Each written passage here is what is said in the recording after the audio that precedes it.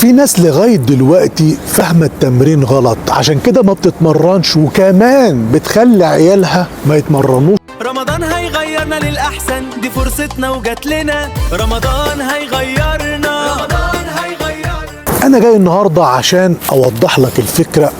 أنت لما بتلعب رياضة أو ابنك بيلعب رياضة، أنت مش بتأهله اللي هو يبقى بطل العالم في كمال الأجسام، عشان خاطر ياخد هرمونات وأنظمة غذائية معقدة والكلام ده كله. أنت محتاج أو ابنك محتاج أو الشخص اللي قريب ليك محتاج اللي هو يبقى صحته كويسة، اللي هو لما يكبر في السن يقدر اللي هو يسند على نفسه، مش يسند على عصاية ولا عكاز. كل اللي انت محتاجه أكل متوازن وتمرين منتظم ونوم كويس. مش محتاج هرمونات، وكمان لو أكلك مظبوط مش محتاج كمان مكملات. محتاج اللي انت تتمرن، حتى لو كمان مش هتروح الجيم اتمرن في البيت.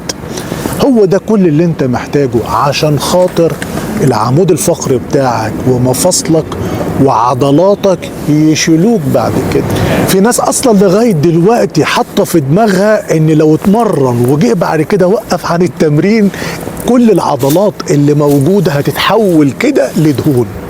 شيل المعلومه القديمه ديت من دماغك وشجع نفسك وشجع ابنك، شجع بنتك اللي هي تمارس الرياضه.